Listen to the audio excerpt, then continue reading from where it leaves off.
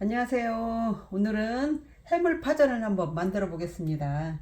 그러면 우선 반죽을 먼저 해놓고 다른 거를 손질을 하겠습니다. 부침가루예요. 부침가루에다가 계란 하나 넣고 물 일단 한 컵 반 정도 넣고 반죽을 한번 해보겠습니다.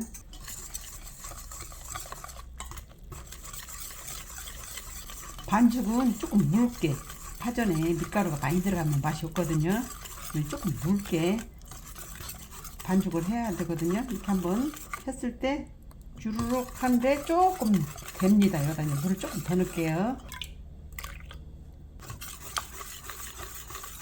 부침가루 반죽은 일단 이렇게 해놓고, 파는 이게 이제 말하자면 집에서 쓰는 후라이팬 이게 조금 작거든요. 근데 파는 길으니까 여기를 조금 이렇게 잘라줄게요.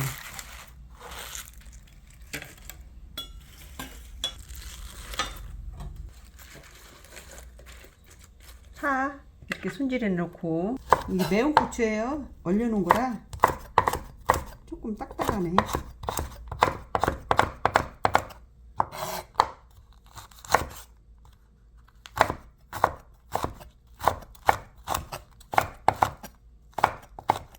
해물에 이렇게 얼큰한 고추가 좀 들어가야 맛있지.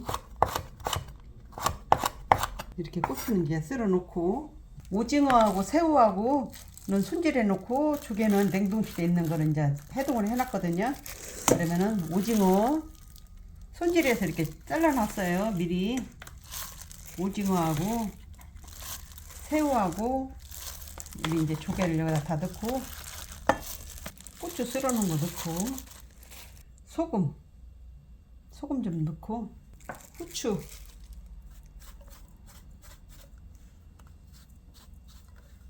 간이 되라고 이렇게 좀 버물버물 해줘요.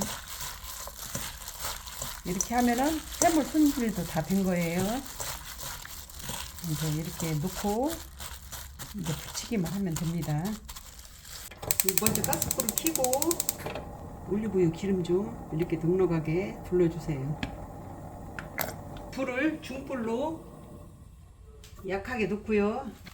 파를 이렇게 깔아,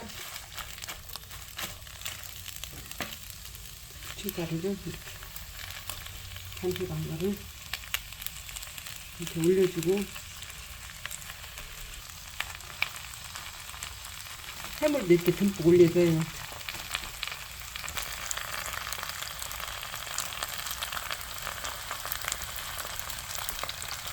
식당에서 나오는 해물파전보다 해물이 더 많이 들어갔네. 그래야 맛있지요. 집에서 하더라도 맛있게 먹어야 하니까. 안 타게 불을 중불로 해서 천천히 구워야 돼요. 식당 같은 데서는 화력이 세니까 금방 되지만 집에서는 화력이 약해서 세게 하면 이게 타거든. 좀 약하게 하고 구워야 돼. 한번 뒤집었더니 뒤는 노릇노릇하게 잘 익었어요. 이제 앞에만 조금만 익히면은 이제 한 번은 잘 된 것 같아요.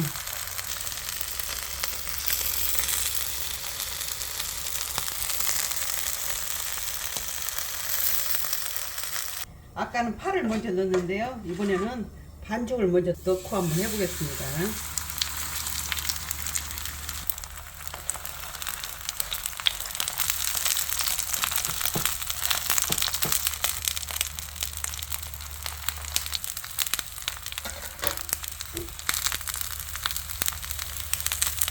말 그대로 진짜 해물파전이네. 해물이 듬뿍 들어가서